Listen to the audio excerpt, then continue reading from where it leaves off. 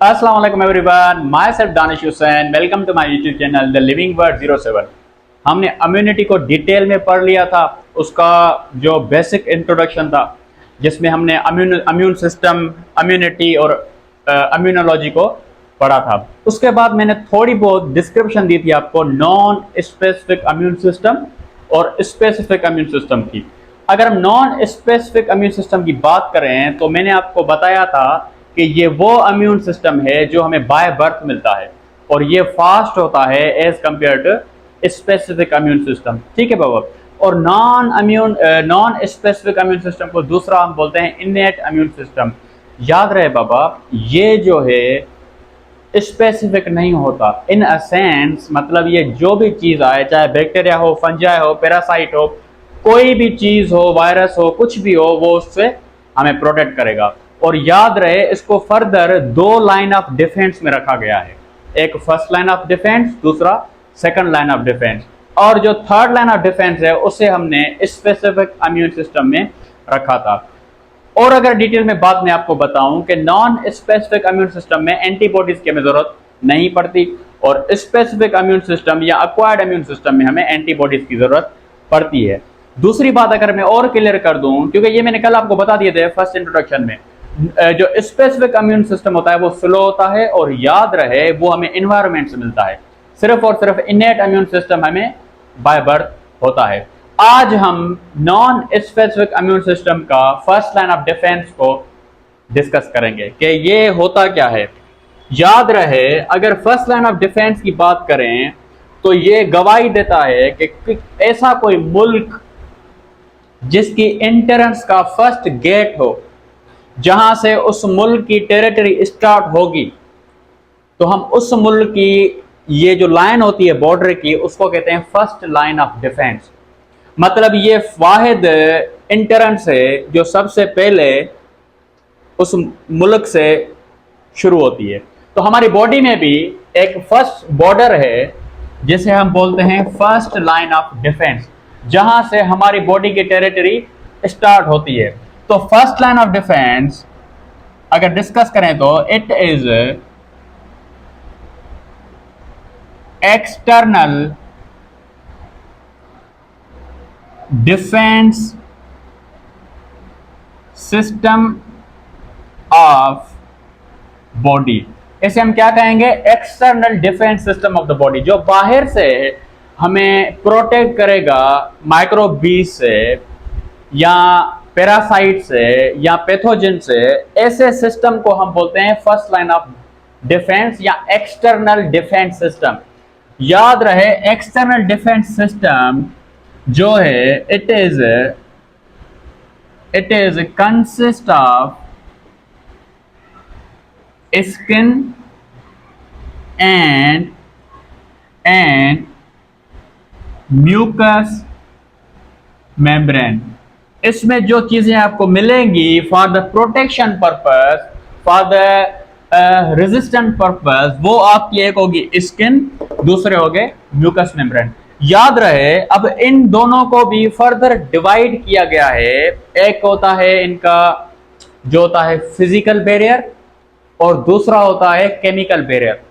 अब अगर हम बात करें फर्स्ट लाइन ऑफ डिफेंस में फिजिकल बैरियर की, तो फिजिकल बैरियर में याद रहे जो चीजें आएंगी वो आएंगी आपकी स्किन, GIT, ईयर, आईज, ठीक है बाबा, नजल कैविटी, रिप्रोडक्टिव ऑर्गन्स, ये सारे आपके फिजिकल बैरियर में आएंगे। फिजिकल बैरियर का दूसरा नाम दिया गया है एनाटॉमिक बैरियर या स्ट्रक्चरल बैरियर। अब हम फिजिकल बैरियर में सबसे पहले इन चीजों को पढ़ेंगे कि फिजिकल बैरियर में स्किन का क्या रोल है, गैस्ट्रो इंटेस्टिशियल ट्रैक्ट का क्या रोल है, years, eyes, nasal cavity, reproductive organ का क्या रोल है, वो सारा हम यहाँ से स्टार्ट करेंगे कि कौन कौन से जो फिजिकल बैरियर्स में चीजें आती हैं उनका रोल क्या क्या है। अब अगर फिजिकल बैरियर में सबसे पहले हम स्किन की बात करें तो आपको पता है स्किन की बात करें तो आपको पता है skin is considered as largest organ of the body. इसको बॉडी का लार्जेस्ट ऑर्गन माना जाता है। याद रहे, on defensive basis as well as on osmoregulatory base। इसको लार्जेस्ट ऑर्गन कहा जाता है, नो डाउट, लेकिन ये सबसे बड़ा ऑर्गन एज ए डिफेंसिव भी है और एज ए ऑस्मोरेगुलेटरी भी है। वो क्यों, वो आपको आगे पता चल जाएगा। याद रहे, स्किन जो है it is composed of 2 layers. Skin की जो बनावट होती है या इंटीग्यूमेंट्री सिस्टम जो होता है स्किन का पूरा, वो 2 लेयर्स पे मुश्तमिल होता है। ठीक है बाबा, जो हाइपोडर्मिस है वो इंटीग्यूमेंट्री का हिस्सा नहीं है। ठीक है, एक होती है एपिडर्मिस। ठीक है बाबा, ये क्या है, ये outer most layer of skin है which contain dead cells for the thickness and body protection purpose। इसकी बनावट जो होती है वो डेड सेल की होती है। और याद रहे, इसकी वजूहत ये है कि ये बॉडी को एक तो थिकनेस प्रोवाइड करता है, दूसरा जो है बॉडी को प्रोटेक्शन पर्पस में हेल्प करता है। अब ड्राई सेल्स होंगे जो कि डेड होंगे, तो याद रहे इसमें से कोई भी ऐसी जो नरिशमेंट है वो नहीं होगी। तो इसी वजह से यहाँ पे ज्यादा देर तक जो भी माइक्रोबीज हैं, पैथोजेंस हैं, स्टे नहीं कर सकते, क्योंकि स्किन बहुत ड्राई है और उनकी डिमांड्स वगैरह पूरी नहीं होती। और ये जो आहिस्ता आहिस्ता सीजन्स के हिसाब से स्किन जो है शेडअप हो जाती है, और उस शेडअप के दौरान इनके साथ पैथोजेंस भी निकल जाते हैं। ये अपर लेयर है, सरफेस है, इसको हम एपिडर्मिस बोलते हैं। याद रहे, सबसे ज्यादा जो प्रोटेक्शन है, फर्स्ट लाइन ऑफ डिफेंस, वो डिपेंड करती है एपिडर्मिस पे। और अगर दूसरे भी बात करें, डर्मिस जिसे बोलते हैं, इसका बड़ा रोल है on the basis of glands, hair follicles, body receptors और apart from that blood vessels. इसके अंदर आपको ब्लड वेजल्स मिलेंगी और ग्लैंड्स मिलेंगे, हेयर फॉलिकल मिलेंगे, रिसेप्टर्स मिलेंगे और नर्व एंडिंग्स मिलेंगी।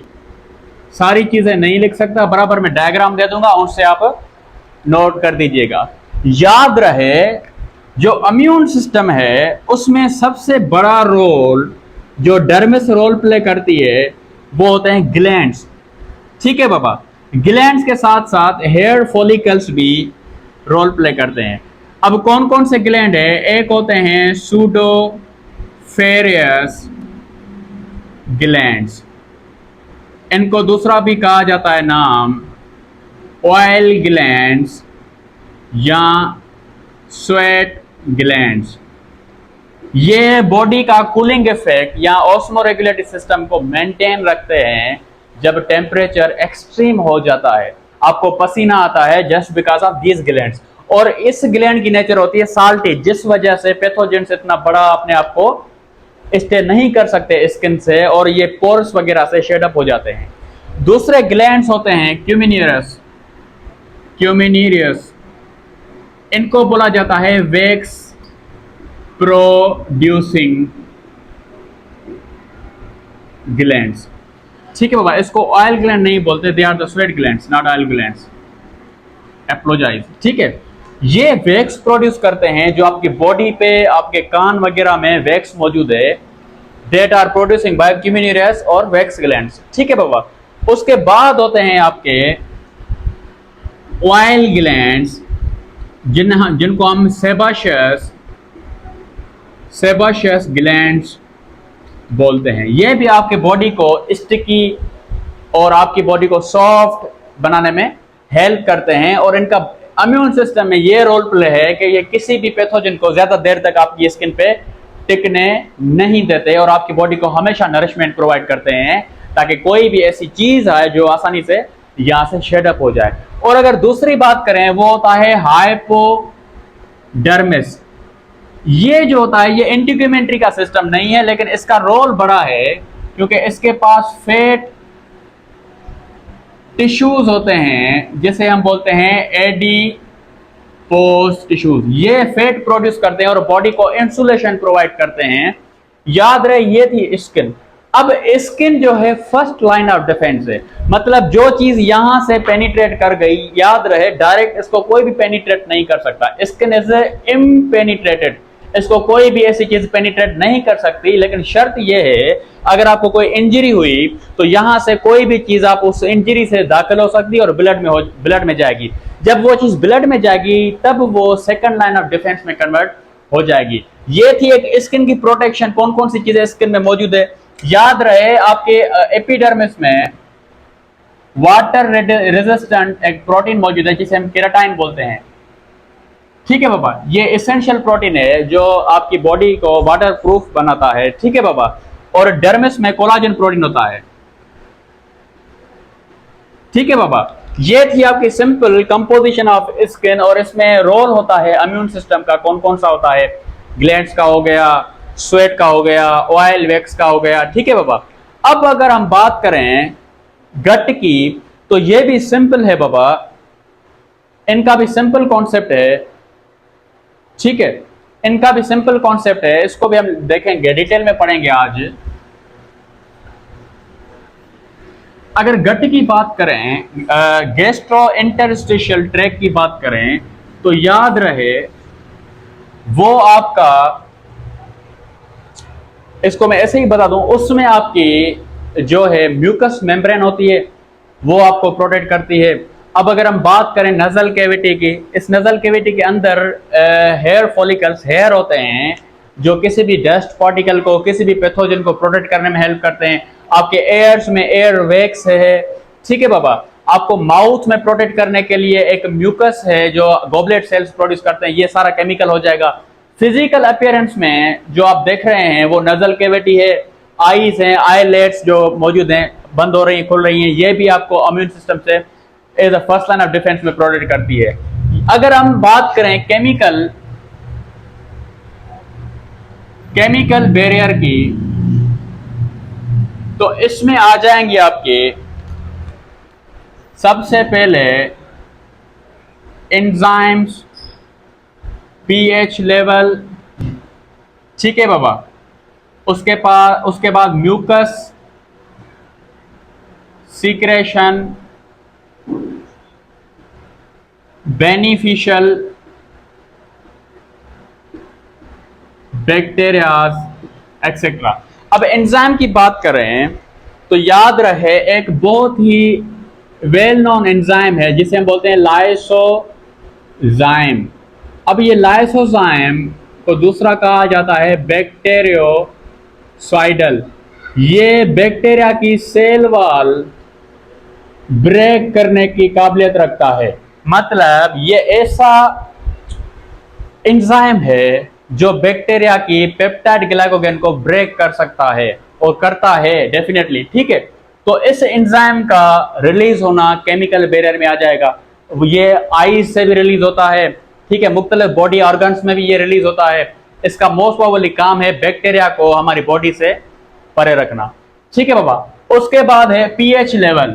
याद रहे 4 to 5 पीएच एक एसिडिक पीएच में इन्वॉल्व की जाती है, और याद रहे एक स्ट्रॉन्ग और एक होते हैं वीक एसिड। तो 2 to 3 या 4 to 5 these are considered as a strong और these are the weak acid. लेकिन जो आपका स्टमक वगैरह है, ठीक है, वहां पे स्ट्रॉन्ग लेवल ऑफ पीएच मौजूद होता है जिसे हम एसिडिक बोलते हैं।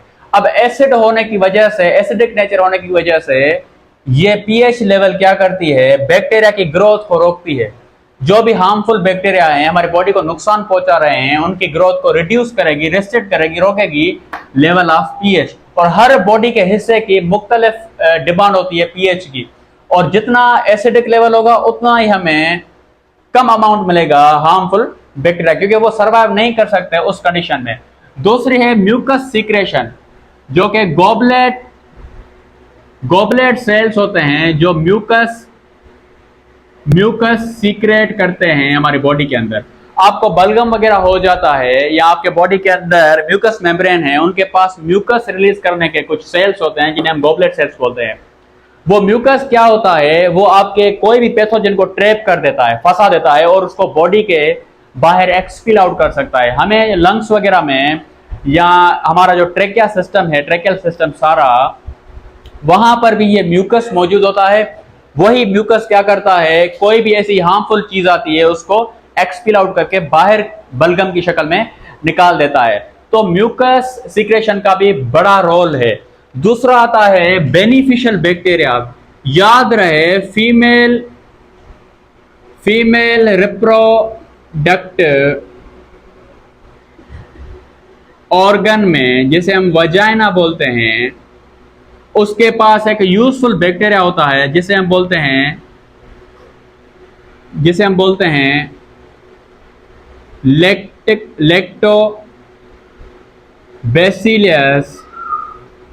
लैक्टोबैसिलियस एसिडोपाइलस। ये एक बेनिफिशियल बैक्टीरिया है, नजर आ रहा है आपको? हाँ, ये एक बेनिफिशियल बैक्टीरिया है जो क्या करता है, वुमेन की रिप्रोडक्टिव ऑर्गन में ग्लाइकोजन को कन्वर्ट करता है लैक्टिक एसिड में, ताकि जो पीएच लेवल है वजाइना की वो एसिडिक हो जाए, ताकि बैक्टीरिया की ग्रोथ जो है, हार्मफुल बैक्टीरिया की जो ग्रोथ है, उनको आप रोक सकें, रिड्यूस कर सकें। तो मुख्तलिफ मैकेनिज्म है हमारी फर्स्ट लाइन ऑफ डिफेंस का बॉडी को प्रोटेक्ट करने में। हमने फिजिकल बैरियर समझ लिया, हमने केमिकल बैरियर समझ लिया।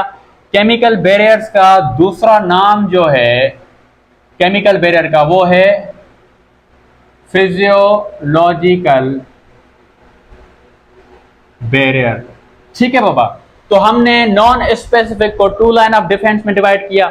एक था हमारा फर्स्ट लाइन ऑफ डिफेंस जो हमने पढ़ लिया है, जिसमें स्किन का बड़ा रोल है, हमारे म्यूकस सीक्रेशन का बड़ा रोल है, म्यूकस मेम्ब्रेन का बड़ा रोल है। उसमें आपको 2 कैटेगरीज मिली, एक फिजिकल बैरियर, दूसरा केमिकल बैरियर।